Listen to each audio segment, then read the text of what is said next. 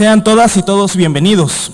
Con el objetivo de fomentar el contraste de ideas y una democracia informada, el Instituto Belisario Domínguez ha organizado el ciclo Nuevas Formas de Participación Política.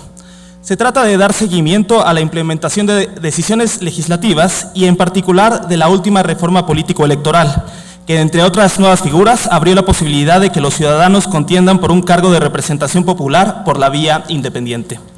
Por eso, como instituto, nos complace auspiciar hoy la presentación del libro Solo Así, por una agenda ciudadana independiente, cuyo autor fue de los impulsores pioneros del debate de las candidaturas independientes en nuestro país.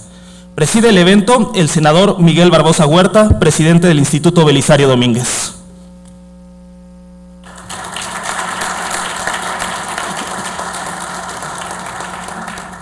Nos acompaña el senador Zoé Robledo Aburto, presidente de la Comisión de Radio, Televisión y Cinematografía.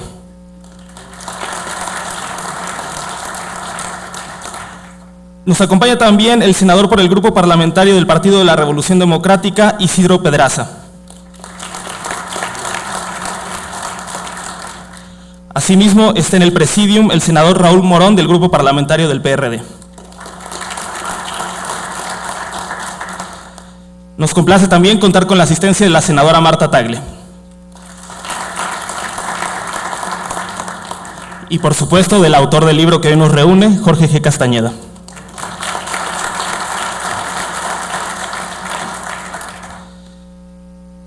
Cedo la palabra al senador Miguel Barbosa Huerta, presidente del Instituto Belisario Domínguez. Gracias, buenos días a todas, a todos. Como presidente del Instituto Belisario Domínguez, les doy la bienvenida a este otro evento de este Centro de Investigación Legislativa que ha tenido una atención muy especial por las nuevas formas de participación electoral de las y los ciudadanos. Ya hicimos el año anterior todo un siglo que tenía que ver con recibir la opinión internacional, nacional, de la figura de las candidaturas independientes. El formato que seguiremos en este evento será la presentación del libro por parte del senador Zoé Robledo e inmediatamente todos los razonamientos, las razones que llevaron a nuestro invitado Jorge Castañeda a la elaboración de esta propuesta sin duda interesante. Así es que no doy más que la bienvenida y desde luego decirte, Jorge, que nos sentimos muy honrados con tu presencia y estaremos muy atentos a tus planteamientos y a toda esta etapa en tu vida de nuevamente promotor de esta forma de participación ciudadana bajo el mecanismo de candidaturas independientes. Te has vuelto una voz muy influyente, muy autorizada en este tema y estamos siguiendo de cerca todo lo que estás haciendo y estás diciendo. Bienvenido, Jorge, bienvenido.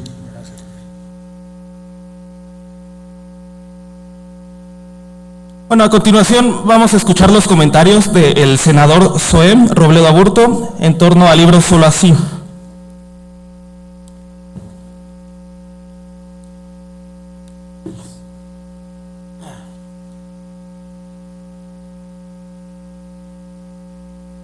No sube este. Muy buenos días, tengan todas y todos, a todas las mujeres, felicidades por el Día Internacional de la Mujer, ojalá pronto lo tengamos que dejar de celebrar. Bienvenido, Jorge Castañeda, a este Senado de la República, en este momento tan importante de la discusión sobre lo que va a ocurrir en el 2018, lo que va a ocurrir con las candidaturas independientes y lo que va a ocurrir también y está ocurriendo con la partidocracia. El senador Miguel Barbosa Huerta, presidente del Instituto Belisario Domínguez y organizador de este evento, la compañera senadora Marta Tagle, Isidro, Raúl y a absolutamente todos y cada uno de ustedes. Creo que es muy interesante y muy propicio poder estar hablando hoy de este libro. Un libro que se está construyendo, se terminó, bueno, dice ahí que se publicó en imprentas, terminó su impresión en febrero, pero sigue escribiéndose de manera permanente. Simplemente el día de hoy, seguramente muchos de ustedes vieron esta encuesta del Universal y cómo la simpatía por los candidatos independientes crece, pero también cómo se empieza a diversificar la idea de qué es un independiente. Creo que vamos a superar, quizás no la influencia, pero sí la bronquitis, porque vamos a superar esa idea de que hay un candidato independiente a la presidencia de la República que se llama el Bronco, el gobernador de Nuevo León. Y esto me lleva a algunas reflexiones respecto al libro de Jorge Castañeda. En primer lugar, y yo comparto su idea, y siempre la he compartido, en el sentido de que toda elección, al final de cuentas, es un referéndum. Toda elección plantea una dicotomía en la cual hay posibles respuestas de sí o de no. Una elección, al final de cuentas, se convierte en eso, en la definición final del elector, que muchas veces toma esa decisión en los últimos días del proceso electoral. Por supuesto que hay diferentes calidades y tipos de electores, desde aquellos que representan un voto duro, aquellos que representan un voto duro ideologizado y que tiene conciencia de lo que significa votar por un partido o por otro. También aquella masa enorme de mexicanos que desafortunadamente han caído presa de este vicio del corporativismo político, pero gran parte de aquellos votantes que se consideran a sí mismos independientes y que son a la fecha el grupo más grande que no ha definido obviamente su elección, que no sabe o no contesta o que simplemente hoy no tiene una predilección, termina definiendo su voto hasta el final. Y lo hace muchas veces por razones más de orden emotivo que racional. A ellos, a ese sector, al final de cuentas se le plantea una pregunta, reitero, dicotómica. En ese sentido, incluso en épocas predemocráticas, ya se daban dilemas bastante construidos. Recordamos aquella famosa pregunta que todavía tiene el autor, es debatible quién lo dijo, el famoso Echeverría o el fascismo. Y pasamos por la elección de 1988, en la que la gran pregunta fue si Salinas perdió o si hizo trampa. O podemos plantear la elección de 1994 y esa elección con una narrativa a partir del miedo versus algo desconocido, la continuidad de un modelo político versus la insurgencia de diferentes formas también de hacer política.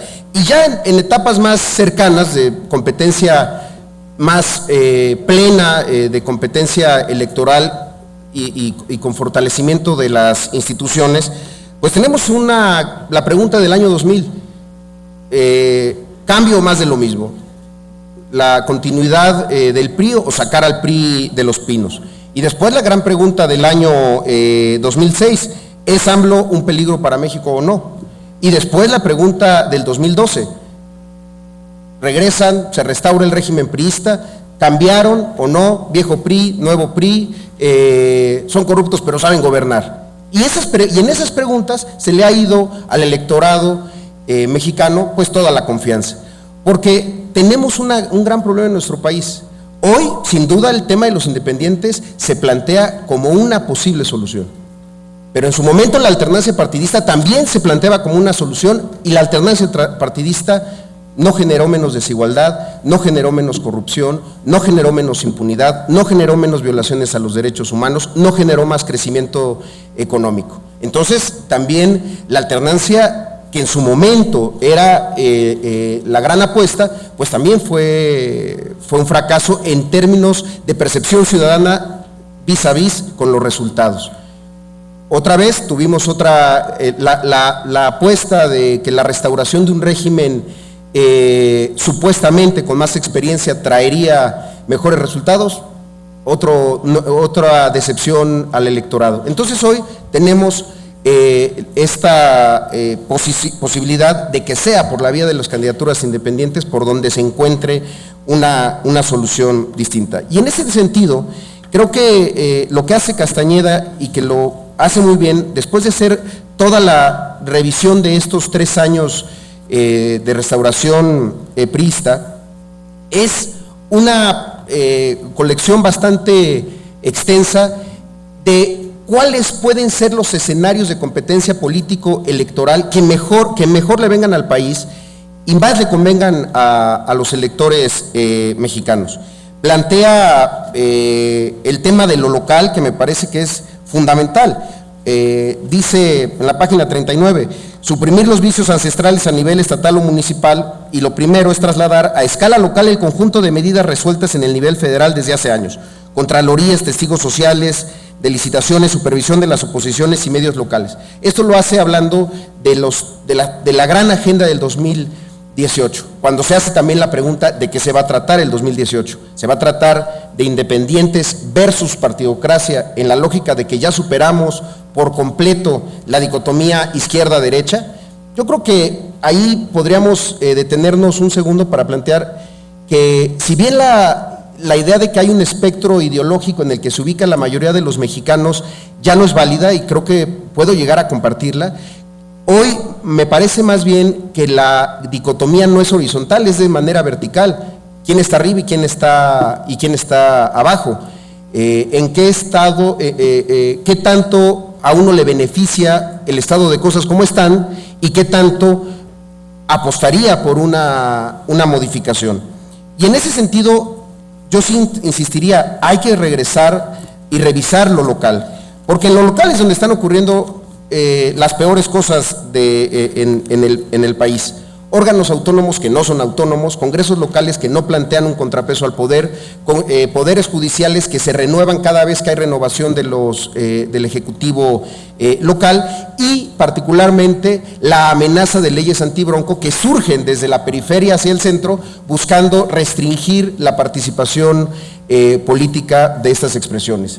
¿En dónde ocurre esto? Pues en los sospechosos de siempre: Puebla, Quintana Roo, Sinaloa, Veracruz, Chihuahua, Tamaulipas, se los aseguro el día de hoy, pronto Chiapas. ¿Por qué? Porque pues, es la forma más fácil de poner obstáculos a posibles proyectos de alternativa que no están dispuestos a entrar en la misma lógica de negociación a la cual terminan obligando siempre los partidos políticos. En ese sentido, un primer pendiente que ya tienen los independientes a pesar de su reciente formación es evitar que en las elecciones locales haya independientes piratas. Es decir, independientes que son promovidos, financiados desde el poder para fragmentar el voto de otras opciones independientes también, o también partidistas. Y ahí las vamos a empezar a ver en las 12 elecciones de este año a nivel local, que nos presenta un laboratorio extraordinario para ver cuál es la evolución de los independientes. Sin duda el gran dato para mí del 2015, ¿qué es lo que cambió en el 2015? Que los partidos grandes, los tres, tuvieron su votación más reducida en toda su historia desde 1997. Solamente 60% de los electores votó por el PAN, por el PRI o por el PRD. El resto votó por otras alternativas partidistas y obviamente por otros candidatos independientes.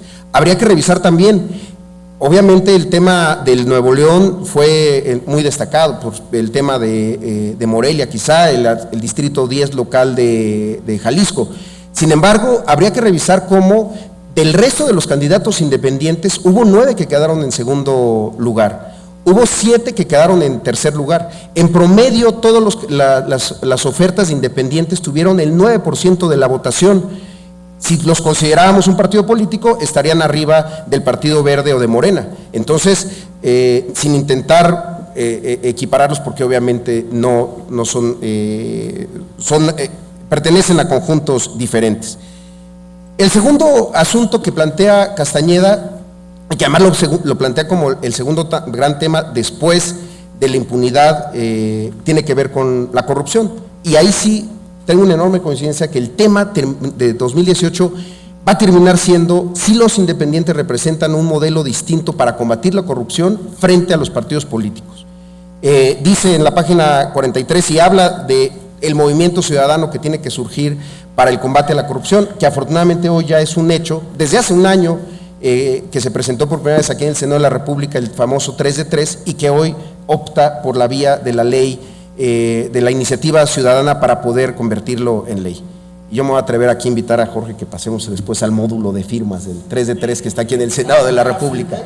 La vuelves a firmar, aunque sea duplicidad para la foto de hoy. El tercero, el vínculo con el mundo del dinero y el mundo político, que sin duda está ahí gran parte de lo que afecta, y ahí sí lo digo con total responsabilidad, a mi generación. Nunca ser político joven en México había sido tan sinónimo de ser corrupto. Hoy tenemos cada vez más ejemplos de que la juventud no es ninguna garantía ni de trabajo ni de responsabilidad, pero mucho menos de honestidad. Tenemos quizá la peor generación de políticos jóvenes gobernando en estados que tienen un factor común, ser corruptos. Y en ese sentido, creo que nos estamos encontrando un modelo distinto de participación política. Porque quizá antes el funcionario público que entraba por alguna vocación, por alguna tradición de orden familiar, incluso por falta de otras opciones, entraba a la política y después se encontraba que había forma de hacer negocios y convertía en corrupto. Hoy, mi generación de políticos, a la cual yo pertenezco y a la cual no estoy dispuesto yo a estar vinculado nunca, entra a la política directamente para hacer negocios, porque es más fácil. Dicen, entra uno a la política, se hace de recursos, consigue una candidatura, gana una elección y después busca cómo recompensar esa inversión, obviamente a tasas que ningún banco puede jamás pagar. Es decir, política con dinero para después hacer dinero con la política. En ese mismo sentido, Castañeda hace una revisión profunda de las reformas al sistema político electoral. Y sin detenerme mucho ahí, yo creo que comparto prácticamente todas y cada una de ellas. ¿Reducir obstáculos e independientes? Por supuesto que sí. ¿Incrementar el umbral para el registro de los partidos políticos y su permanencia? Sin duda. Hace una frase muy clara que me parece que esa debería ser la guía. Más fácil hacer un partido, más difícil mantenerlo. Incrementarnos y llevarlo quizá a los niveles internacionales que andan entre el 5 e incluso el 10% de umbral para la permanencia del registro de un partido político. El asunto del gasto en tiempo aire y hacer una democracia menos espotizada y más de debate, como incluso lo ha planteado también su tocayo Jorge Alcocer, es decir, cómo se agregarían todos los espacios de spots para poder tener programas y espacios de debate, de contraste de ideas, me parece que puede ser muy válido en este momento, cuando tenemos, según algunos estudios, particularmente el que realizó Nodo de los spots de la elección del año pasado, un umbral de 2% de atención de los electores a los spots políticos, es decir, de cada 100 spots políticos o de cada 100 mexicanos que escucharon spots, solamente 2 les prestaron atención. El resto ya se convirtió en una suerte de ruido, como de estática, de ruido gris, que ya simplemente al cual no se le pone atención. La responsabilidad penal para candidatos y dirigentes, es decir, si alguien viola las leyes electorales, que no solamente tenga que conseguir dinero de las prerrogativas que puede conseguir a partir de deudas con bancos, a partir de la garantía de con las mismas prerrogativas pagar y entrar en ese ciclo tan bien desarrollado por el Partido Verde, pues sí, sin duda. Y de la misma manera, yo creo que, volviendo al tema de corrupción, habría que empezar a generar una verdadera discusión sobre la responsabilidad penal de las empresas que ofrecen sobornos. Responsabilidad penal no solamente de las personas, de los empleados de las empresas, sino también de las personas morales que lleven incluso en algunos casos, como dice Castañeda, la amenaza, la arma termonuclear de la pérdida de registro, el arma termonuclear de la disolución de una empresa, aunque sea pública, aunque sea grande, aunque te genere empleos, sí se comprueba que se prestó a actos de corrupción. Y aquí, simplemente, y para ir terminando, sí plantearé un tema. Castañeda es un creyente de la segunda vuelta. Y la segunda vuelta en un escenario de tripartita, la verdad, para los partidos de izquierda, particularmente para el PRD, hubiera significado prácticamente un balazo en el pie. Hoy, en el escenario de fragmentación del voto, y particularmente en el escenario de división de los partidos de izquierda, la segunda vuelta adquiere ciertas características distintas. Ahora, yo sí creo que habría que pensar si no hay también ya una segunda vuelta de facto. Es decir, si no en el 2000 los votos de Cárdenas, el famoso voto útil al que llamó Fox, se convertían en una suerte de segunda vuelta de facto a partir de la idea de no quiero votar por un candidato que sé que no va a ganar. En el 2006, en el 2000 incluso también hubo un cierto voto útil de electores priistas que participaron en la interna de 1999 y que ya no repitieron su voto por el PRI en la constitucional, toda vez que habían votado por otro candidato distinto a la Bastida. En el 2006, igual, el voto de Madrazo, pues probablemente ante la misma lógica de temor a la llegada de Andrés Manuel, quizá en su momento se fue más hacia Calderón, y particularmente el voto corporativo en los estados de gobernadores priistas que manejaron la elección para que Andrés Manuel no llegara y que ofrecieron esos votos a Felipe Calderón. Y en el 2012, por un asunto quizá de perfiles, y estos son solamente especulaciones, porque no hay estudios con encuestas de salidas, grupos, paneles que pudieran permitirnos demostrar esto, pues que el perfil del voto de electores de Josefina Vázquez Mota prefiriera un candidato como Enrique Peña Nieto, pues que en una de esas hasta del PAN hubiera podido ser, a partir de la misma lógica dicotómica de la no llegada de Andrés Manuel. Entonces, yo sí me preguntaría, ¿cuáles son las alternativas a la segunda vuelta? Yo creo que habría que empezar por lo menos a discutir la posibilidad de que en México haya voto obligatorio.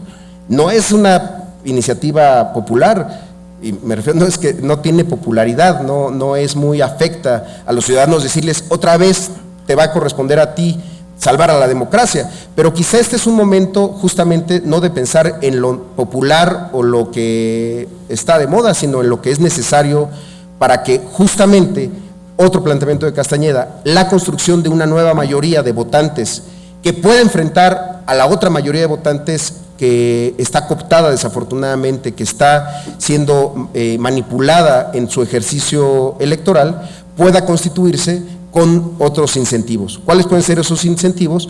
Que el voto, como lo dice la propia Constitución, además de ser un derecho, sea también una obligación. Y con obligación, pues yo no me refiero nunca a cuestiones de multas económicas, ni mucho menos, pero sí de una responsabilidad y de un pago de tiempo en el costo de oportunidad de saber que esto tendrá alguna requisito administrativo que se tendrá de cumplir para volver a recuperar ese derecho a votar. Entonces, bueno, son algunos de los comentarios. Yo finalizaría diciendo algo. Solo así, sin duda, pero habría que pensar también, si no, y como lo anuncia en su propio libro Castañeda, si no, en la próxima etapa de esta publicación empezamos a ver también la calidad de los independientes con adjetivos, si se me permite la expresión, porque también yo sí creo que si bien no todo está podrido en los partidos políticos, también no todos los independientes plantean las mismas calidades en las soluciones. No es lo mismo Castañeda que Cuauhtémoc Blanco. Creo que hay algunas diferencias. No, entonces yo le decía que hay hasta entre güeros hay calidades. Entonces, sí creo que hay que pensar en independientes con adjetivos, independientes con propuestas. Y en ese sentido, aquí en el Senado de la República y en este evento, yo no puedo más que manifestar algo que yo he planteado siempre. La transición democrática verdadera en México será cuando llegue la izquierda al poder, la izquierda al gobierno, para que lleguen los ciudadanos al poder. Y en esa lógica no me refiero a partidos de izquierda, porque es pensar en que solamente la izquierda es partidista, es una visión limitadísima de lo que significa la izquierda y lo que está significando la izquierda en absolutamente todo el mundo. La izquierda puede estar en los independientes, sí, puede haber independientes de derecha y de izquierda, sí, puede haber independientes sin ideas también. Entonces, yo creo, solo así, sí, pero con adjetivos, porque de otra manera también podemos caer en la trampa de pensar de que todos los independientes son iguales, que todos los independientes plantean soluciones y que al rato caigamos en en 6 años se esté discutiendo aquí un foro de candidatos de partido, a partir de la decepción, ojalá no sea así, de las candidaturas independientes, no en el acceso, en el ejercicio del poder. Hasta ahí dejaré mi participación. Muchas gracias, buenos días.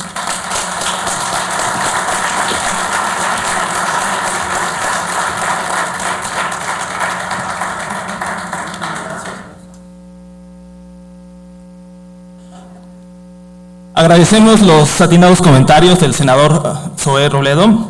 Permítame, antes de continuar con el programa, hacer un breve paréntesis, porque habrá una sesión de preguntas y respuestas, entonces vayan preparándolas. Y para quien nos sigue en el streaming del canal del Congreso, veo que también aquí se está transmitiendo vía Periscope, pueden hacer llegar sus preguntas con el hashtag #SoloAsí. Sin mayor preámbulo, démosle la palabra al autor del libro, Jorge Castañeda, y les pido un fuerte aplauso por él.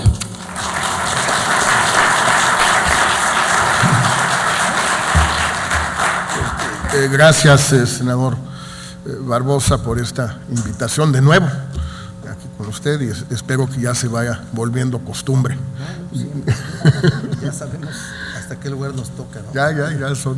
Gracias, senadores, senador Zoé, y muy especialmente gracias, senadora, en su día, que venga aquí a dedicarnos algo de tiempo. Felicidades a todas las mujeres. Yo creo que este día se creó, me vas a corregir, senadora, cuando la Conferencia Internacional de la Mujer en México, en el sexenio de Echeverría. ¿O antes? Antes. ¿Cuándo? Se celebra por el Día Internacional de las Mujeres Trabajadoras, desde la Primera Internacional Socialista. No, eso sí, pero creo que fue en la conferencia aquí de 72, 75. Entonces, hay antecedentes mexicanos de esto. Me acuerdo muy bien que mi madre trabajó con el presidente de la conferencia, que fue el licenciado Ojeda Paullada, procurador general de la República en aquella época, de donde vienen los antecedentes, pues, de Beijing después, y todo lo que hay, el Cairo y todo lo que ha seguido. Pues, felicidades a todas las mujeres que nos acompañan. Gracias, Zoé, por una serie de comentarios muy pertinentes y muy generosos.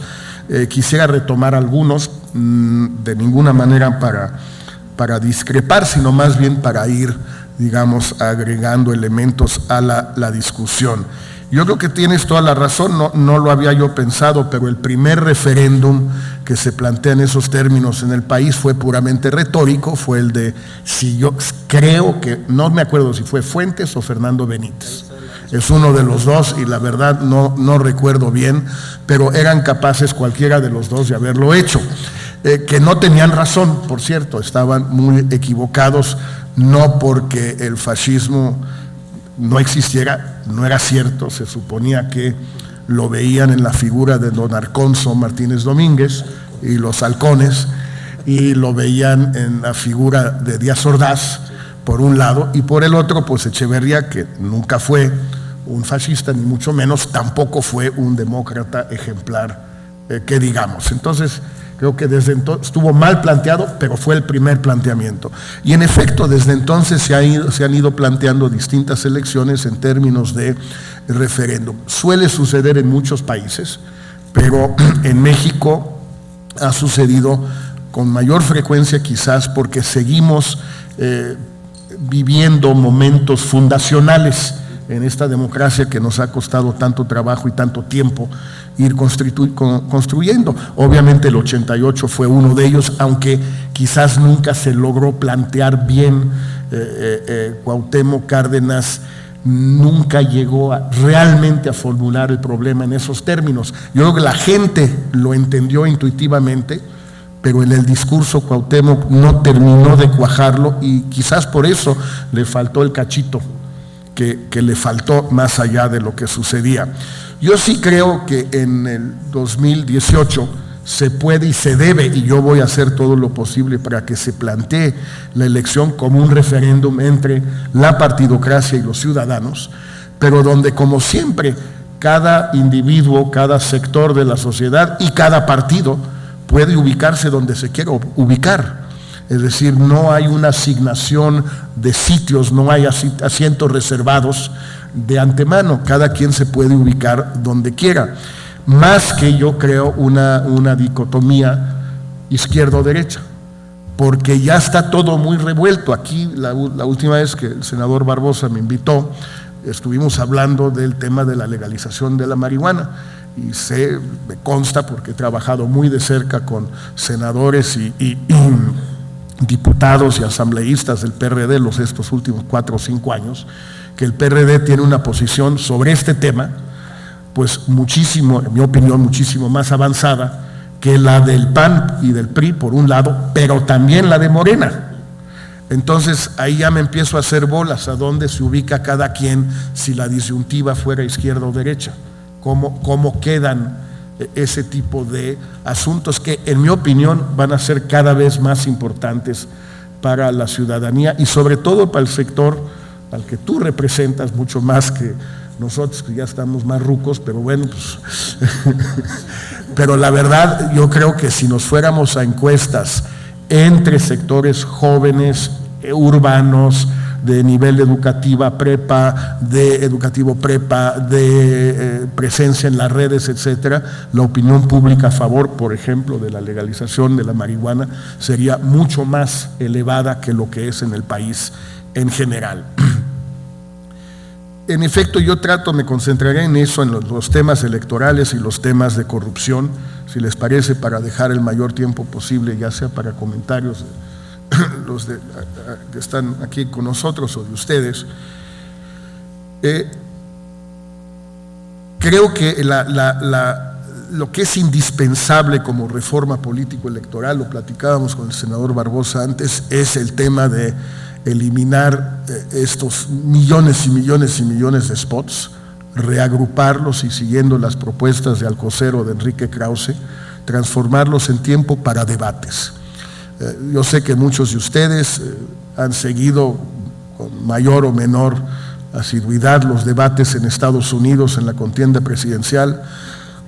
Han ido celebrando más o menos 2 debates por semana desde hace 7 meses. No digo que el resultado sea necesariamente bueno, porque el resultado probablemente sea Trump y pues no es el ideal, pero ese es un problema distinto. Lo que sí es cierto es que si sale Trump, nadie podrá quejarse en Estados Unidos de que no sabían quién era, porque habrá pasado por una criba de debates, de discusiones, de exposición a los reflectores, pues que realmente es inimaginable por el momento en nuestro país. Joaquín López Dóriga contaba en su columna el otro día que quiso invitar a los Yunes a un debate sobre la elección de Veracruz, y que casi al mencionarlo al aire, a la media hora tenía un oficio de la autoridad electoral en Veracruz diciendo que estaba prohibido.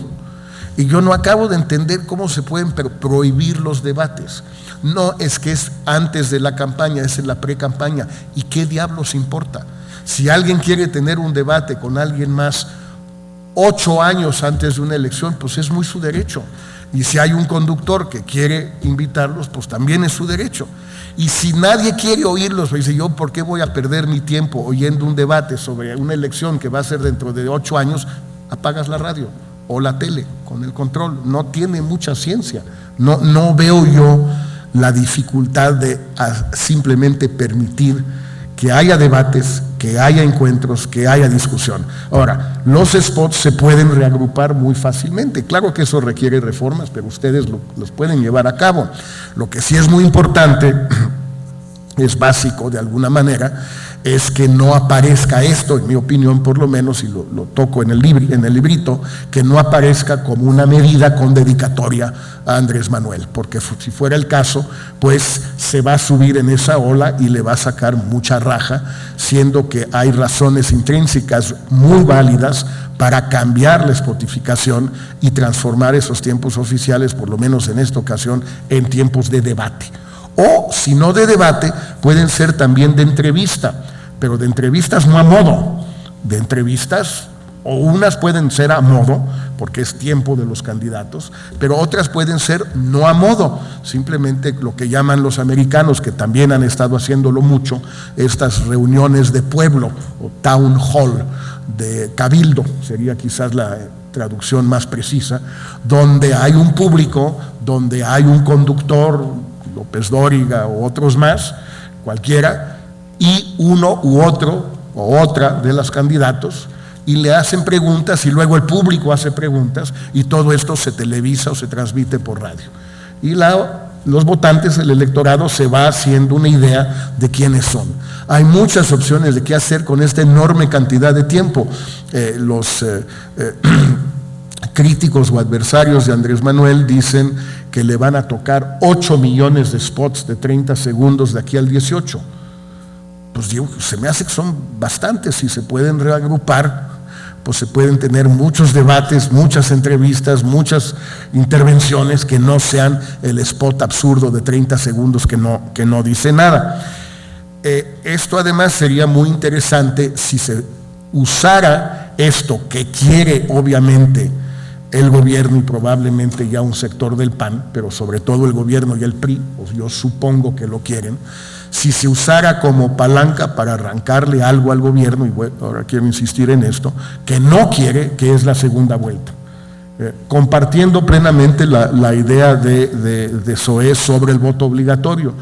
A mí siempre me ha parecido una buena idea y algo perfectamente acorde con nuestras tradiciones, que no son siempre las mejores, pero las tenían. Zoé seguramente no se acuerda, pero los demás que estamos aquí sí, cuando no podíamos salir del país si no tuviéramos nuestra cartilla militar en orden. No podíamos sacar el pasaporte y no podíamos salir del país. Zedillo quitó el requisito del pasaporte y cuando estuve yo en la Secretaría de Relaciones convencí al general Vega que pudiéramos quitar también el requisito para salir del país. Lo hizo Zedillo y nosotros lo hicimos de quitar la cartilla como requisito para el pasaporte. El general Vega en la defensa no estaba muy contento con el asunto, decía, pues es que entonces nadie va a marchar.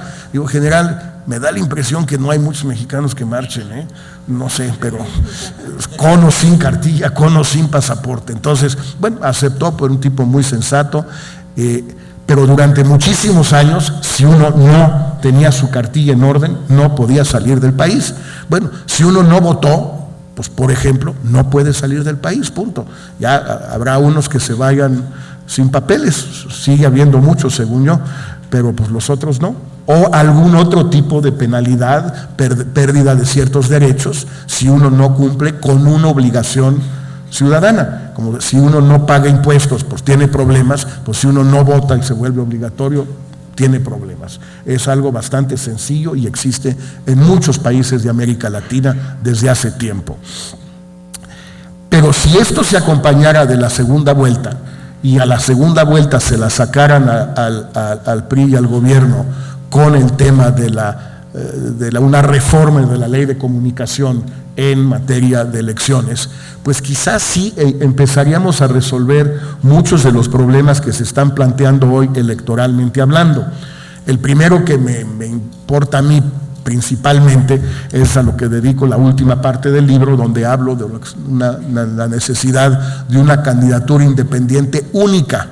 ¿Por qué? Pues porque si no se va a pulverizar, se va a volver neutra electoralmente hablando, no va a pintar electoralmente.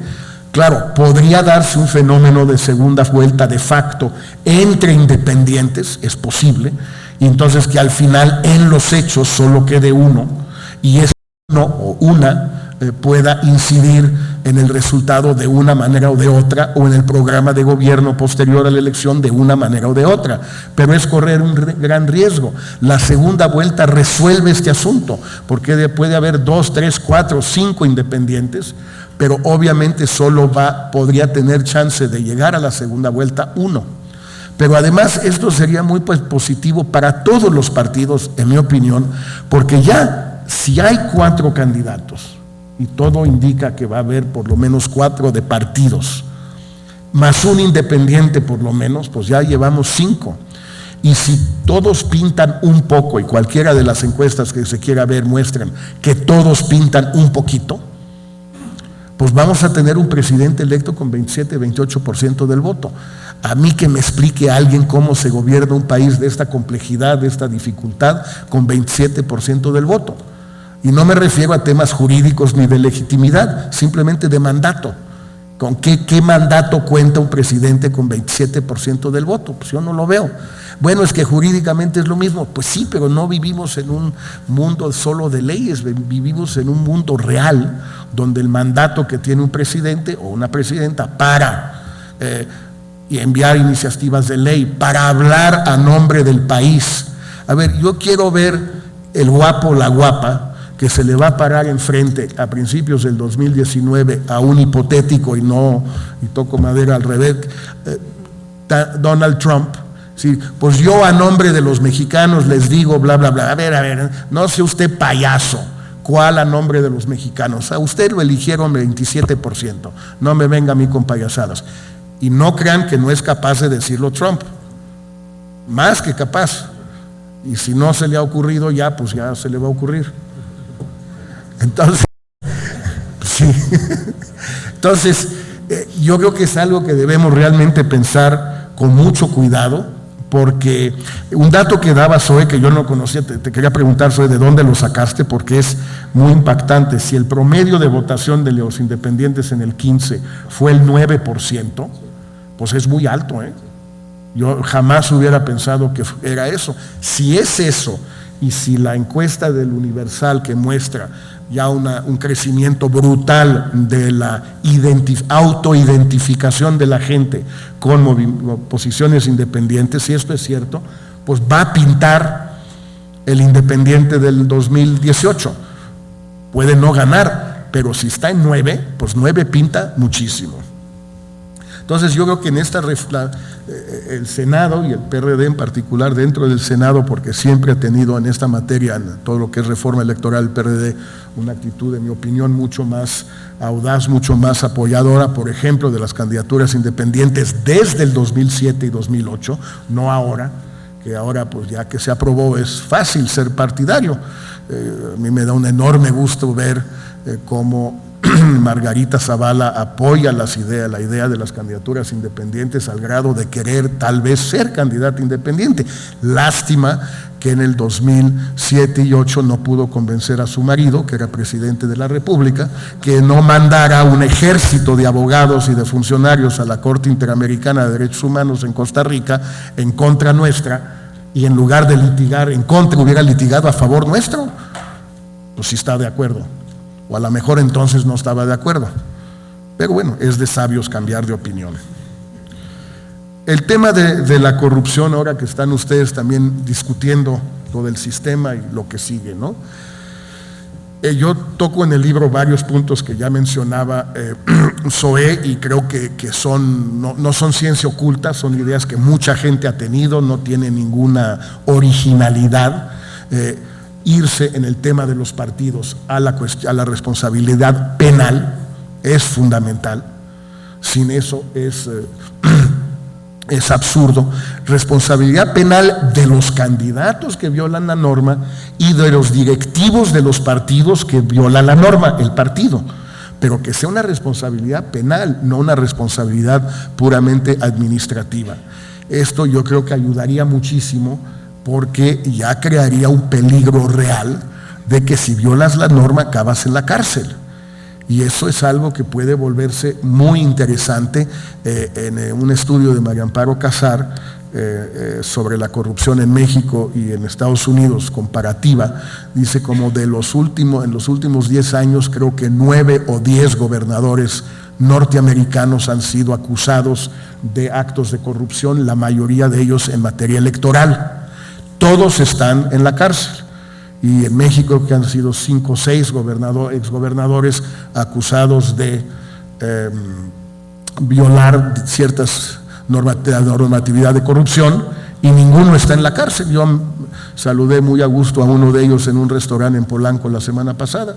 Estaba pasándola muy bien, parecía, le gustaba el restaurante, estaba comiendo bien, estaba a gusto, pues. No digo cuál. Son tantos que ya ni me acuerdo. ¿Cuál Moreira? Son varios también. Pero ese es un tema que a mí me parece fundamental. Pero no solo es el asunto electoral. Yo quisiera insistir para terminar en un aspecto que no he visto, aunque no lo he leído todo con cuidado, en todas las propuestas o las iniciativas del Sistema Nacional Anticorrupción, que es el tipo de vinculación con el exterior que conviene tener. Ninguno o alguno. Hay un extremo que es la CICIG en Guatemala, que ya encarceló a un presidente y a una vicepresidenta, y que es una comisión nombrada por Naciones Unidas, financiada por el mundo entero, la Unión Europea, Canadá, Estados Unidos, etcétera, y que tiene una injerencia directa, tiene ejercicio de la acción penal directa y está presente en Guatemala. Ese es un extremo. El otro extremo es nada. México, pues, nada. O sea, aquí, ¿qué vinculación hay afuera? Ninguna. Porque si lo hubiera, pues el gobierno de México o distintos gobiernos estatales estarían ya solicitándole a varios países amigos, aliados, socios, información sobre las cuentas de muchísimos personajes en México acusados allá o aquí de actos de corrupción. Eso no sucede. ¿Cuál es un camino intermedio? Bueno, son muchos, pero hay dos en particular que a mí me parecen importantes y uno tiene ramificaciones internas, que es la utilización del SAT. El SAT se mete poco a la lucha anticorrupción. Se mete poco, uno, porque para funcionarios está función pública, y dos, porque para empresas, porque al final del día no hay corruptos sin corruptores, esos no hay. Alguien los tiene que corromper, y quienes los corrompen, pues los que tienen dinero, y quienes suelen ser los que tienen dinero, pues los ricos. Lo que es más, así se definen los ricos, por tener dinero, por tener empresas de donde viene dinero. El no ha querido meterse con ellos y tampoco se puede meter directamente con funcionarios. Pero el SAT es un aparato que hemos ido construyendo a lo largo de los últimos 20 años más o menos. Empezó con Cedillo realmente a profesionalizarse, a tecnologizarse y a internacionalizarse. Y es un aparato, no diría yo perfecto, para empezar, tiene una virtud que es absolutamente incontrovertible para cualquier sistema tributario, que todos los odiamos. No hay nadie a quien podamos odiar más los mexicanos que al SAT. Eso es buena señal, es muy, muy buena señal. Quiere decir que más o menos está haciendo bien su trabajo. ¿De qué se trata? ¿De qué debe hacer el SAT? Perseguir a los mexicanos que no pagan impuestos. ¿A cuáles? Pues a todos, de preferencia a los que deberían pagar mucho más y que no pagan lo que deberían pagar, de acuerdo. Pero también hay que perseguir, esto es una regla de la tributación desde hace muchísimos años, hay que perseguir a todos. Debe haber una especie de cero tolerancia. Pues tenemos un instrumento que sirve, hay que usarlo en lo interno. Pero en lo externo es más interesante lo que puede usarse el SAT. México ha firmado convenios en los últimos meses, algunos creo que han pasado por el Senado, me corregirán ustedes, pero varios convenios o tratados con distintos países. Uno es bilateral, es con Estados Unidos y se llama FATCA, que tiene que ver con las cuentas de norteamericanos en México y las cuentas de mexicanos en Estados Unidos. Estados Unidos empezó a fastidiar a una bola de países desde hace 4 o 5 años de que esos países tenían que entregarle al fisco norteamericano, al IRS, los detalles, los datos de las cuentas de norteamericanos en Suiza, en Bahamas, en Londres y en México. ¿Por qué en México? Pues porque hay muchos norteamericanos en México. Lo que es más, hay más norteamericanos en México que en cualquier otro país del mundo. De igual que hay más mexicanos que cualquier otro país en Estados Unidos, hay más estadounidenses viviendo en México. Entonces, el gobierno americano empezó a pedir eso. Y el gobierno de México, creo que fue el de Calderón, si no me equivoco, y el de Peña lo ratificó, hicieron muy bien en decir, está bien, te vamos a dar todos los datos que tú quieras sobre tus ciudadanos con cuentas aquí, pero tú nos vas a dar los datos a nosotros de los mexicanos con cuentas allá. Y ahí se llegó a ese convenio que entró en vigor hace unos meses, aunque realmente solo va a ser operativo, creo a partir de mediados de este año, porque el SAT todavía no tenía la capacidad de recibir toda la información. Es una mina de oro en materia de investigación contra la corrupción. Es una mina de oro. cualquiera que quiera investigar la corrupción de funcionarios o de no funcionarios, de corruptos o de corruptores, y no digo por eso que los corruptores no sean corruptos, nada más les llamo de otra manera para que se entienda la diferencia. Bueno, es una mina de oro para quien quiera saber. Otra cosa es tener la voluntad política de saber. Y lo mismo existe ya a través de un convenio con la OCDE, que ya han firmado 95 países, o sea, mucho más allá de la OCDE, y México lo ha firmado, que se llama el convenio de CRS, que en inglés son las siglas de Common Reporting Standards, que es el equivalente de FATCA, pero con todos estos países, que todo el mundo le tiene que entregar a todo el mundo con criterios iguales para todos, información sobre cuentas. Concluyo con un simple ejemplo. Yo no tengo idea en qué vayan las investigaciones del gobierno del Estado de Nuevo León en este momento en relación con la situación del predecesor de Jaime Rodríguez. No tengo idea. Sí tengo idea de lo que salía en los periódicos, a saber, de una gran cantidad de propiedades de la familia Medina en Estados Unidos, que puede o no ser cierto, pero sí hubo información. Bueno, la pregunta es muy sencilla. El gobierno de Nuevo León ya le pidió al SAT que el SAT le pidiera al IRS, invocando este convenio, mándame toda la información sobre Rodrigo Medina y su familia en Estados Unidos. Se lo pidió el Bronco a Videgaray y Videgaray se lo pidió al IRS en Estados Unidos, ¿o no? Es una pregunta bien sencillita que tiene una respuesta sí o no. Valdría la pena quizás hacerla. Muchísimas gracias nuevamente.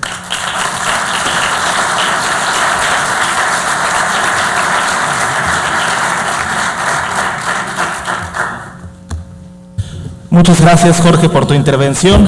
Quisiera consultarle a la mesa si hay alguna reacción, algún comentario, o pasamos a la sección de preguntas y respuestas por parte del auditorio. El senador Raúl Morón, por favor.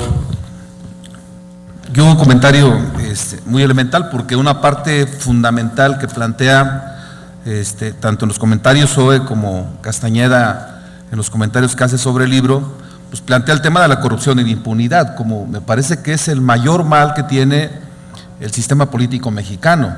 Y obviamente en los procesos electorales este mal se acentúa, porque ahora quienes tienen dinero, quienes tienen recursos son los que pueden construir una candidatura exitosa, y es en base al dinero y no en base a las ideas, no en base a las mejores propuestas, lo que puede permear en el ánimo de la sociedad, porque finalmente hay un electorado clientelar que es el que finalmente da el triunfo o genera la derrota de los candidatos en su oportunidad.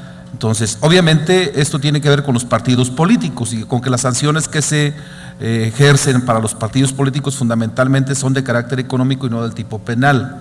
Esta es una aseveración que hace Castañeda y que yo comparto totalmente. Pero ahora con el tema de las candidaturas independientes, obviamente con una gran inequidad, porque los partidos van a enfrentar los procesos o los han enfrentado pues, en mejores condiciones de carácter económico, con mayor tiempo, aire en televisión, en spots y demás. Pero ¿cómo evitar que este mal, que estos vicios que tiene nuestra sociedad, sobre todo los gobiernos o el poder, puedan de alguna manera ir diluyendo? Aquí se está trabajando sobre el Sistema Nacional Anticorrupción y me parece que es una discusión, un debate que va avanzando con dificultades porque hay resistencias de las fuerzas políticas fundamentales, pero se ocupa también que la sociedad también esté permeando esta idea de evitar la corrupción como uno de los mayores males que tiene nuestra sociedad, porque de otra manera, aún con las candidaturas independientes o con esa calificación y diferenciación que pueda haber de las candidaturas independientes, porque algunas son auspiciadas por los partidos políticos o muchos son auspiciados o mandados por partidos políticos para de alguna manera generarle problemas a las fuerzas políticas internas de esos mismos partidos o a fuerzas políticas adversarias. Entonces yo creo que esta es una tarea, o sea, no es una pregunta específica, pero es una tarea importante que se tiene en toda la sociedad mexicana para ir superando estos males que están carcomiendo a la sociedad toda. Porque creo que estos dos males, la corrupción y la impunidad, son los que nos tienen en problemas muy graves en este país. Y bueno, ojalá que la inteligencia colectiva de la sociedad, obviamente la función de los legisladores en donde nos corresponda, pues pueda abrir la sensibilidad para ir derrotando a estos dos males que tenemos en la sociedad mexicana. Es un comentario, no es pregunta. Senador Barbosa, por favor. Con mucho gusto. A ver, yo primero de verdad quiero reconocer en Jorge Castañeda a un intelectual, a un politólogo, a un internacionalista que en el tema de la participación ciudadana mediante la figura de candidaturas independientes ha sido un precursor. Y creo que el momento que tiene la sociedad mexicana, el pulso del sentir de la ciudadanía frente a los partidos, frente a la forma de gobierno, frente a un conjunto de hechos que todos tenemos ya una calificación de los mismos, ayuda mucho, ayuda mucho. Este despliegue político, Jorge, es muy importante para la sociedad. Yo creo que las cosas se están escribiendo ya rumbo al 2018 y estás siendo tú parte de ese día a día político rumbo al 2018. Las candidaturas independientes forman parte de la estrategia también para preservar el poder público. Hoy, el poder público actual, el poder público priista y lo que representa, está desarrollando una estrategia rumbo al 2018. ¿Qué quiere? Un voto difuminado, una oposición dividida y la participación de algún candidato independiente funcional. El temor que tienen se llama AMLO, Andrés Manuel López Obrador. ¿Y cómo lo piensan detener? Bueno, con un PRD funcional, con un candidato que le quite puntos a López Obrador, no que compita. Esa es la izquierda dividida, con una derecha dividida. Los rostros que están aspirando a la candidatura dentro del PAN son eso, la diversidad que hay dentro del PAN y la forma como se resolverán las cosas. Y quieren un candidato que atraiga la opinión progresista, el voto progresista, el voto inconforme, que no sea mayor de 10 puntos y que sirva para limitar el crecimiento de López Obrador. Y con ello, en su aspiración idónea, 1/3 de la votación nacional, derivado de sus alianzas con el Verde básicamente y con PANAL y algún otro partido que pudiera darse, el PT inclusive, ¿sí? No sé si Movimiento Ciudadano, pero vamos a ver qué papel quiere jugar ahí Movimiento Ciudadano. Su voto duro, su operación gubernamental, lo idóneo para ellos es alcanzar 1/3 de la votación. Unos de ellos mismos creen que puede ser menor, pero esos puntos menores al tercio podrían ser mayores a cualquier otro resultado electoral. Entonces, yo sí apunto a un trabajo arduo en todo el país para organizar a la sociedad en la participación de candidaturas independientes. 2016 va a ser también un año. 2015, el resurgimiento y la participación de candidatos independientes, el triunfo del hoy gobernador de Nuevo León, muy destacado. Hoy mismo ya juega, ya no a favor de las candidaturas independientes, si ustedes se dan cuenta.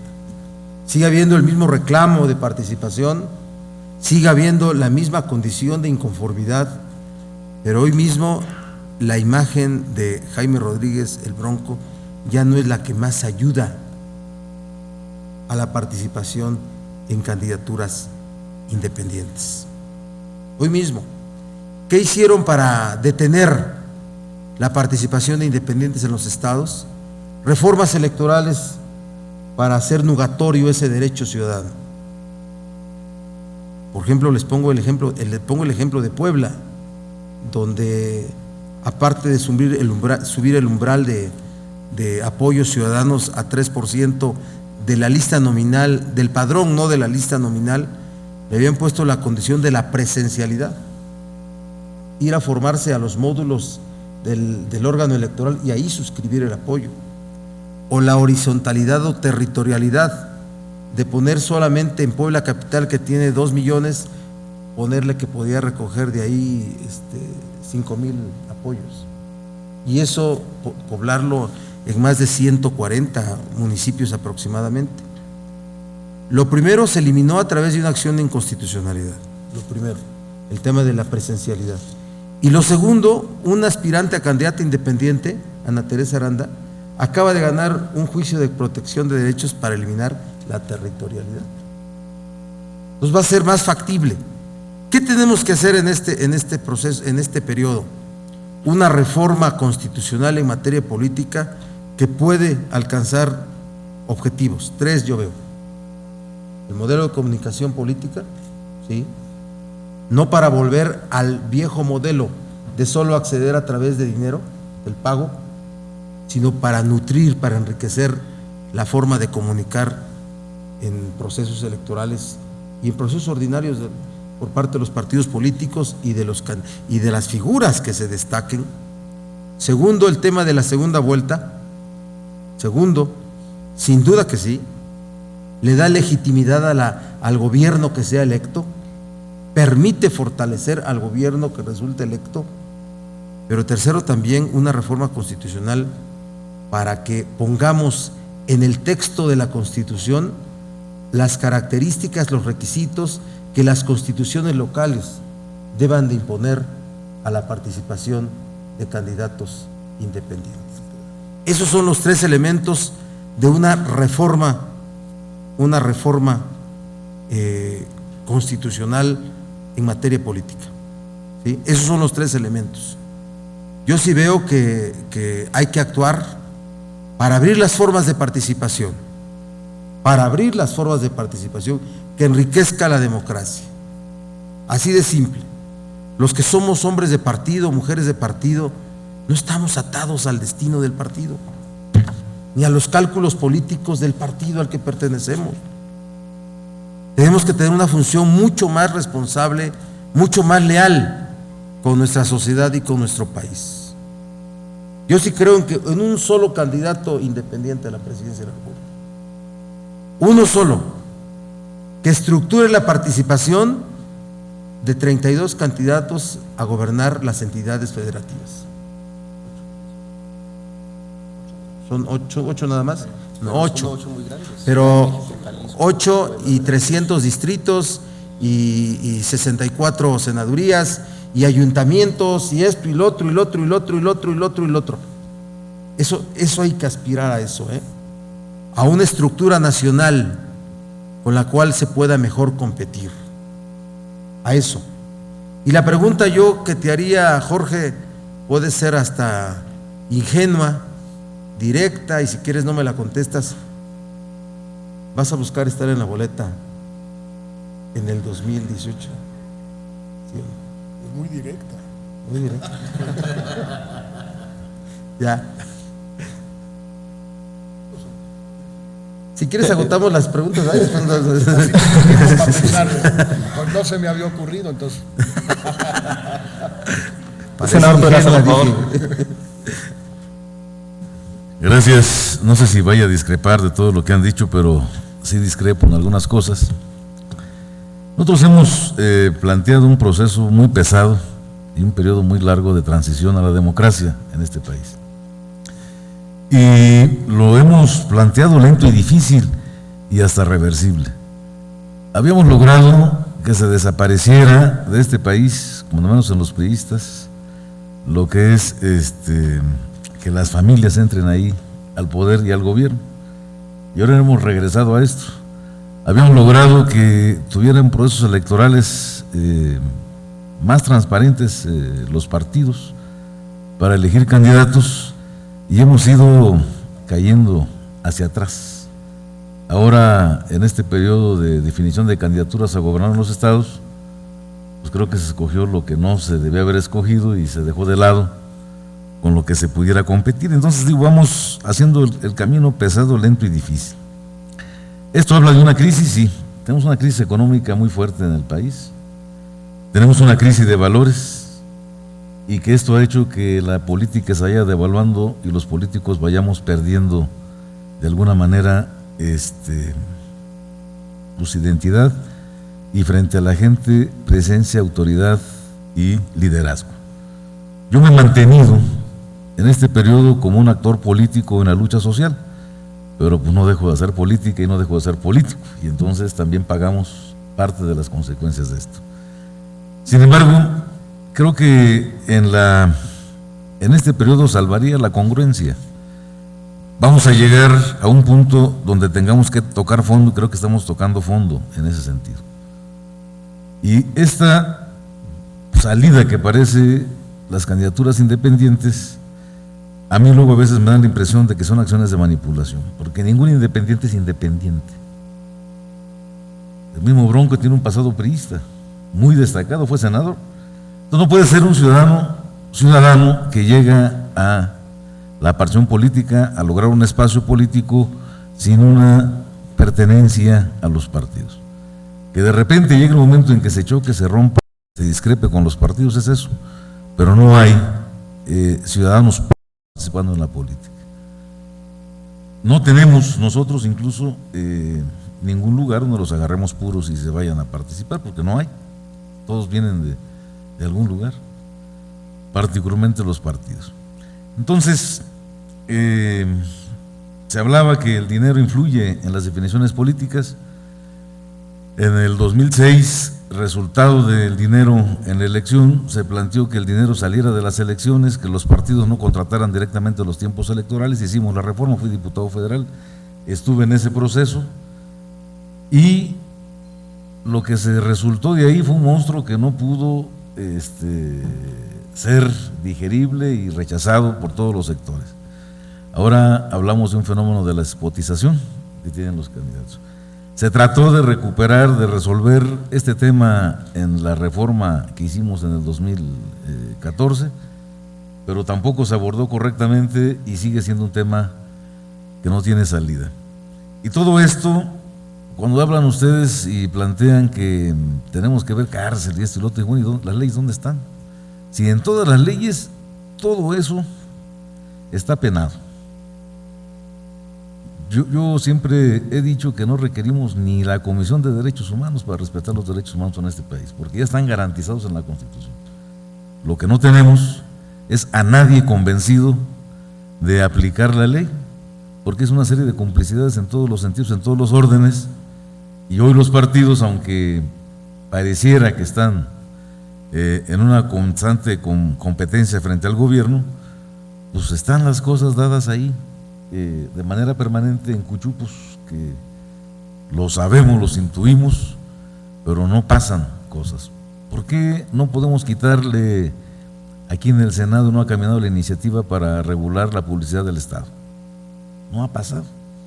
No ha pasado el tema del fuero, en un absurdo que tenemos en la Constitución que el presidente tenga fuero, cuando el fuero era precisamente para cuidarse del presidente. Digo, y hay cosas que tenemos frente a nosotros que no avanzan por las complicidades que se vienen dando. Por eso cuando hablamos de la cárcel, dijo, bueno, caray, necesitamos tener una Suprema Corte distinta, que no obedezca mandatos, una consulta que debe haberse hecho en el país, muy simple, pues fue corrompida y no se pudo llevar a cabo para saber si había que aceptar las reformas al 27 de la Constitución, al 28, los demás artículos que tienen que ver con el petróleo. Esto, de entrada, nos parece que sí tenemos que jugar un papel distinto, diferente, que se requiere que hagamos una agenda, como dice ahí, los ciudadanos, en frentes, y creo que ahora lo que yo veo es que se pueda hacer la convocatoria a frentes de carácter político para poder elaborar una agenda que le enfrentemos desde los cuerpos legislativos, yo como senador en mi estado y en el país, en una trinchera que agarremos frente a las aspiraciones de los partidos políticos para que las suscriban y se comprometan a llevarlas a cabo. A los candidatos independientes, porque ellos, al fin de independientes, no tienen una vertiente de origen a la que les puedas asistir y exigir. Yo veo en el Bronco al ahora gobernante que no ha podido controlar muchas cosas.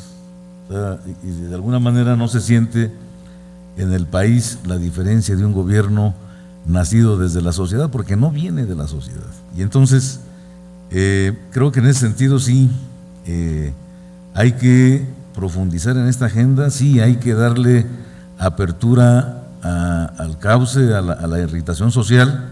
Vienen más momentos difíciles en el país y estos tienen que tener una válvula de escape. Y esa es la política, y tenemos que hacer la política desde los partidos, desde las cámaras y desde la sociedad con sus representaciones auténticas. ¿Qué nos va a salvar y qué nos va a poder diferenciar? La congruencia de los individuos.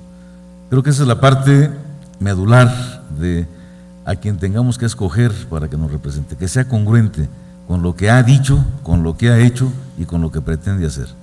No solamente en la coyuntura hacer y decir, sino tener un pasado con presencia que nos permita tener autoridad moral. Esta es la parte de mi libro que estoy sacando también. Como Zoe sacó el suyo, pues dije, caray. No, eso es lo que yo quería opinar y un poco, a lo mejor discrepar, pero estamos en ese sentido. Creo que la sociedad la tenemos que nuclear desde cualquier trinchera en la que estemos. Hoy me tocará a mí desde esta hacer este llamamiento. Gracias. Muchas gracias, senador Pedraza. Pasamos a la sección de preguntas del público. Por favor de levantar la mano. Sonido en el escaño del ciudadano Galindo. Más aprieta, por favor.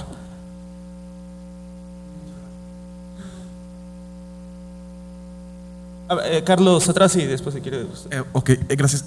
Escuché con mucha atención y han sido muy interesantes las propuestas sobre fincar responsabilidad penal en materia de corrupción. Pero a mí me parece que de ahí nace una pregunta que es irremediable, es imposible no hacerla. ¿Cómo funciona la justicia penal?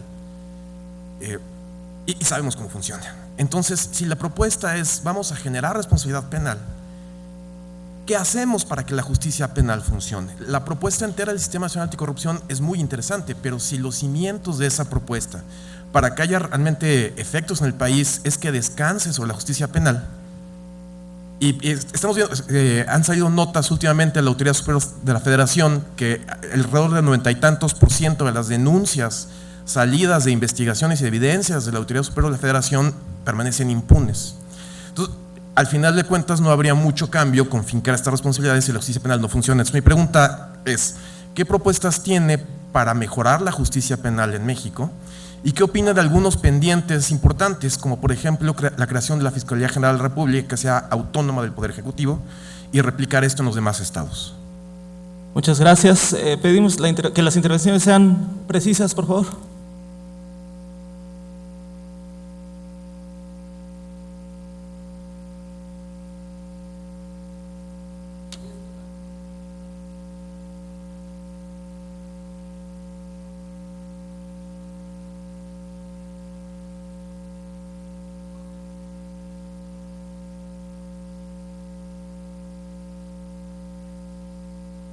Muy bien, aquí abajo, por favor, compañero. Hola. Quiero felicitar a Jorge Castañeda, que tengo el gusto de conocerlo desde el 94, es un libro sobre Chiapas, porque este tema, digamos, lo que la iniciativa que está teniendo pone en el debate los grandes temas nacionales que necesita el país, por encima de los eslogan y por encima de los spots. O sea, a mí me parece en lo personal que desde la inteligencia, para organizar una sociedad, hacer campaña desde los spots, que es casi sinónimo de hacerlo a través de los eslogan, es casi un insulto a la inteligencia. Y en este sentido, el planteo de Jorge Castañeda es un salto cualitativo enorme porque pone el debate en el terreno de las ideas. ¿Y quién más quisiera tener un país que quienes lo conducen estén capacitados, ¿no? El caso de de un intelectual obviamente va a tener más ideas y no solamente más cultura para tener una plataforma política basada en las necesidades que tiene esta sociedad actualmente. En ese sentido, celebro la generosidad de los senadores del PRD y también de la senadora Marta Tagle de darle un lugar a alguien como Jorge Castañeda, que plantea una candidatura independiente, y también de tomar temas como la segunda vuelta, el voto obligatorio. Para mí sería necesario la revocación de mandato en todos los niveles, y esos grandes temas que hacen a la construcción de una sociedad, de una democracia más real. Y por último, en tono de broma, respetuosamente del senador Robledo, que no lo compare con Cuauhtémoc Blanco, en todo caso que lo compare con el Bronco, que le va a sacar 10.000 cabezas de ventaja, pero bueno, muchas gracias. Por ahí arriba, por favor. Jaime. Sí, Jaime del Río, investigador del IBD. Hace una pregunta rápida. Aprovechando esto de la iniciativa de ley 3x3, la pregunta es si no podríamos este mismo influjo que se está teniendo con esta iniciativa, aprovecharlo para desde la ciudadanía impulsar excelentes ideas como las que se plantearon, como la de dar incentivos a fortalecer la obligatoriedad del voto en México, la segunda vuelta electoral, etcétera. Si este mismo impulso no podría ser aprovechado de una vez. Bien, allá arriba, por favor. Soy Luz Lerma, de la Asociación de Periodistas e Investigadores México. Yo quisiera que me dijeran cómo se va a obligar, si llega un candidato independiente, a que le cumpla a la ciudadanía. ¿Cuál va a ser la estructura que va a tener si no tiene partidos? O sea, ustedes están hablando de candidatos, y se está viendo ya en la práctica que la estructura, realmente quienes gobiernan, y la burocracia sigue, no importa quién esté arriba. Y cómo le exigimos nosotros como ciudadanos al que se comprometió a que cumpla algo, si ni siquiera a la fecha han podido aprobar dentro del legislativo controles para el presidente de la República y revocarles el mandato. ¿Cuántos años llevamos con eso? Llevamos décadas enteras, Jorge. Entonces, ¿cuál va a ser la estructura real de la gente que está llegando en estos momentos como el joven en Jalisco, como Manuel Cloutier en la Cámara de Diputados, que trabajan y que los tienen súper vigilado, que no se mueva el pobre güero, y que no hay manera de llegar realmente a hacer un cambio trascendental, ni siquiera para su estado, porque le echan montón. Ahora, los partidos no pueden desaparecer como estructuras. Yo estoy de acuerdo con la última persona que intervino. ¿Cómo van a hacer esos cambios institucionales? ¿Cómo se harían? Y los tienen que hacer aquí, y aquí siempre dejan todo a la deriva en frases muy cortas, que al que beneficia es precisamente al corrupto. Gracias. Muchas gracias. Una más, que veo una mano alzada finalmente, Alberto. Rapidísimo. Bueno, Alberto Cerdán, del IBD.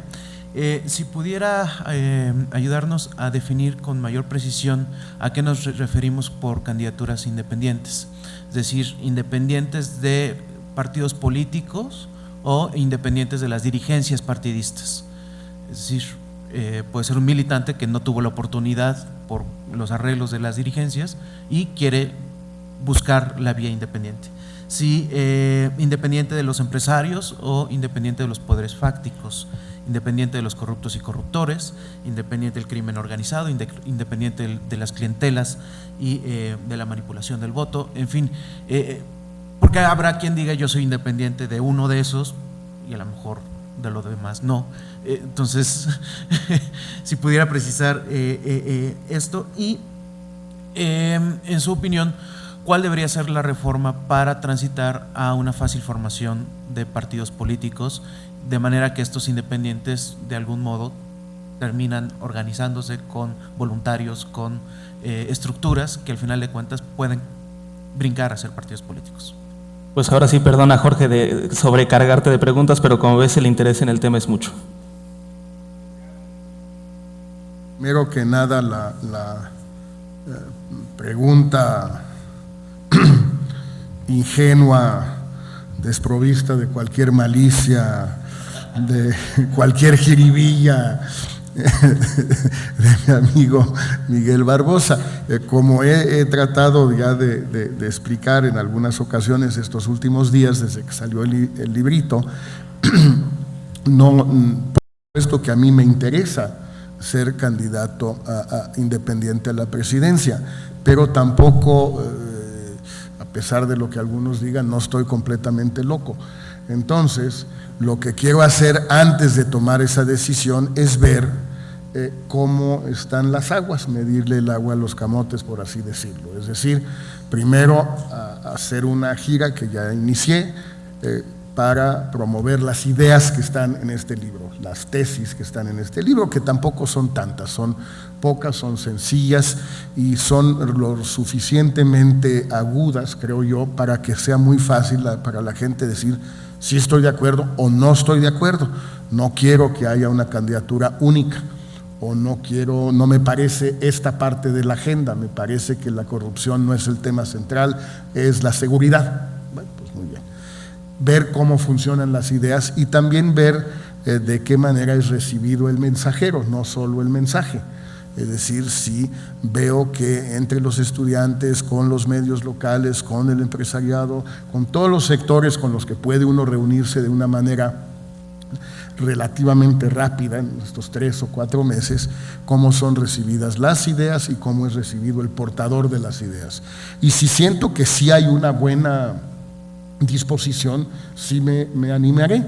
Si siento que no la hay, por las razones que sean, ya sea por las ideas, ya sea por el portavoz de las mismas, pues no me voy a dar de topes contra la pared. Tengo la suficiente realismo para entender, si no se puede, pues no voy, y si sí se puede, sí. Lo que me interesa ver, y voy a la intervención del amigo senador, es, y está vinculado con lo que preguntaba Miguel, en la encuesta de hoy del Universal aparecen 2 cosas relativamente contradictorias. Nos ponen en careo al Bronco, a Juan Ramón de la Fuente y a mí como posibles independientes. Queda el Bronco en primer lugar con 18, Juan Ramón con 13 y yo con 10.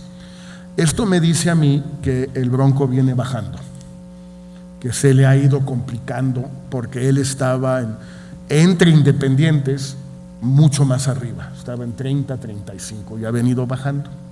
Pero la otra encuesta que es más interesante en el Universal es cómo va subiendo dramáticamente, radicalmente, la proporción de personas en México que se identifican más como independientes que como panistas, priistas, perredistas o morenistas. Es decir, sube la identificación con la idea, pero baja el principal portador de esa presencia y empezamos a acercarnos, el doctor de la Fuente y yo, a los niveles del Bronco. Todas estas encuestas tienen márgenes de error de 4% más o menos, ¿no? Entonces, ahí hay algo muy interesante, creo, de que la figura, la idea del independiente empieza a disociarse de la figura del Bronco, sin que eso signifique necesariamente una crítica a él. Ahora, independiente de quién o de qué, que es un poco también la misma intervención, a mí la palabra no me gusta. Yo hubiera preferido que quedara en la legislación y en la usanza la palabra sin partido, porque es más precisa y es a lo que, por lo menos en mi caso, por lo que yo siempre luché. Yo nunca planteé ni en la Suprema Corte ni en la Corte Interamericana de Derechos Humanos que deba haber candidatos que no tengan compromiso o vinculación con nada. No, el planteamiento era muy sencillo. que quien quiera presentarse un cargo de elección popular en México lo pueda hacer sin pasar por un partido. Punto final. Y ya. Lo demás, si es independiente de esto, de lo otro, de su familia, de sus hijos, su mamá, su compadre, no tengo la menor idea y no me importa más que con candidatos de partido. Pero lo que no se podía, y ahora sí se puede, es aspirar a un cargo sin pasar por un partido. Yo hubiera preferido que todos ustedes, cuando legislaron, bueno, los que legislaron la constitucional fue en el 12, no estaban ustedes, ¿sí les tocó? En el 12, pues porque ya habían tomado Fue en el 13. posesión, ¿no? En 13. Entonces, ustedes metieron esa palabra, me parece que lo hicieron bien porque es la palabra que se usa, pero quizás no sea la palabra más precisa o no era la intención original mía y de muchos otros. Pues sí, entonces es muy difícil pues deshacernos de la palabra que se usa, pero entonces se presta en efecto a estas dudas. Bueno, ¿va a ser independiente de quién? Pues nadie es independiente de todo el mundo, pues es sin partido y punto. Ahora, hay en efecto de independientes a independientes y ese me parece que es un tema muy importante. Yo sí creo que los que vienen de partidos políticos, sin que tenga nada de malo renunciar a un partido, porque el partido cambió, porque uno cambió, porque las circunstancias cambiaron, no tiene nada, uno renuncia a un partido y luego quiere ser candidato independiente o candidato de otro partido. Y tenemos muchos ejemplos de gente que ha contribuido enormemente a la democracia en México que hicieron eso, empezando por supuesto con el ingeniero Cárdenas en 1987. Bueno. Pero hay otros que venimos de otra parte, que nunca hemos sido miembros de ningún partido, salvo en mi caso durante un año del ya fallecido, desaparecido Partido Comunista Mexicano, hace ya 40 años casi. Sí, pues es la única, y no fue un pecado, fue un orgullo juvenil, pero bueno, algunos lo consideran como pecado. En todo caso, muchos no venimos de partidos y la intención mía y de mucha gente que luchó por esto desde hace 10 años o más fue que un médico, un ingeniero, un profesor, un músico, un abogado, un deportista, tu amigo Cuauhtémoc Blanco, ¿No se define en penales? En penales va a perder. Pero bueno, pueda hacer política sin pasar por un partido un rato o toda la vida y luego desaparecer si es un rato, porque quiso ser presidente municipal, ya se pueden creo que 9 años, pues quiso ser presidente municipal 9 años, pero después quiso volver a ser médico. Bueno, pues muy bien. Es un caso ligeramente parecido al actual presidente de Uruguay, que es oncólogo. Fue oncólogo antes de ser alcalde de Montevideo, luego fue presidente, luego tuvo que salir porque no hay reelección, regresó a su despacho, a su consulta como oncólogo y ahora volvió a ser presidente y cuando termine va a volver a ser oncólogo. Bueno, no es mejor o peor esa opción que las personas que se dedican a la política toda la vida. Me parece que esa es la lógica de esta idea desde un principio. Claro que algunos la pueden deformar y en algunos casos se creará un partido. Un muy estimado amigo mío chileno que ustedes han invitado aquí, Marco Enrique Sominami, sus iniciales no son las más afortunadas, pero bueno, pues cada quien tiene las que tiene. Enrique Sominami, Meo. Así le dicen, o sea, él se dice a sí mismo así, pues ni modo, son las que le tocaron. Bueno, él fue independiente la primera vez, sacó 20% del voto, le fue extraordinariamente bien y decidió formar un partido y ahora tiene un partido.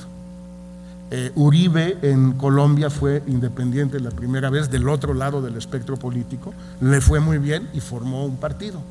Otros, en muchos países, no lo hacen porque no les interesa, les da pereza, no tienen la capacidad, la edad, el entusiasmo, el dinero, lo que se quiera. No creo que una solución sea peor que otra. El tema de la cuestión penal, es un poquito difícil ahorita tratar de presentar ideas que además no soy ni mucho menos una autoridad en la materia sobre la reforma del sistema penal mexicano. Sí creo que en el caso de una fiscalía autónoma o independiente, si tuviera ejercicio de la acción penal que no pasara por lo que hoy es PGR y que después va a ser fiscalía, sino que realmente fuera autónoma, pues puede cambiar esa proporción tan absurda que tenemos en México de el no castigo o la no investigación de un 90-95% de los delitos, porque sería una procuraduría o una fiscalía autónoma dedicada solo a eso, no a todo al mismo tiempo, como de alguna manera es el caso hoy. A propósito de Ana Tere Aranda, pues sí, me parece que sería muy positivo, muy importante para Puebla que sí obtenga las firmas. Yo creo que ya con estos casos que mencionaba Miguel, sí las puede sacar. Y ya que esté en la boleta, pues le irá bien o le irá mal. Yo espero que le vaya muy bien, porque entre mejor le va a los independientes en estas elecciones, pues mejor le irá a los independientes en las siguientes y en las siguientes. Y ojalá le vaya muy bien. Y por cierto, sí voy a tratar de reunirme con ella el viernes en Puebla a platicar y todo. Estuvimos juntos en el gobierno de Fox y teníamos una relación correcta.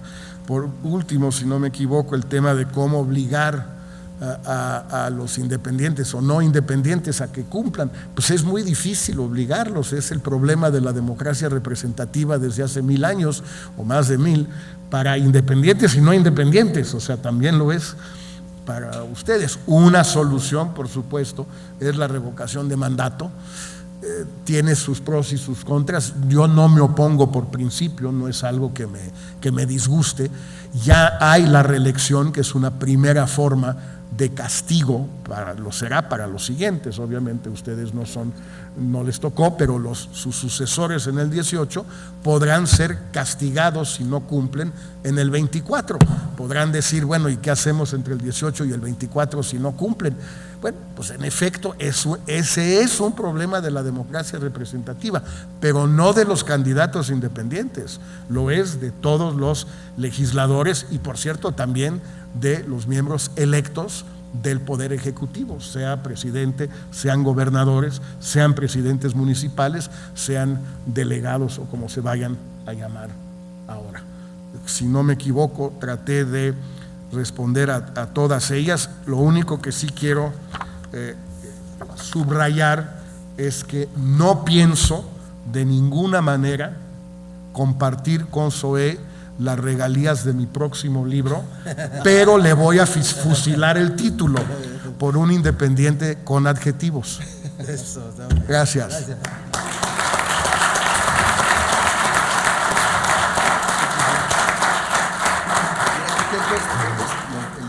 Muchas gracias, Jorge Castañeda. También agradecemos que se haya incorporado a la presentación Luis Humberto Fernández, senador, secretario de la mesa directiva.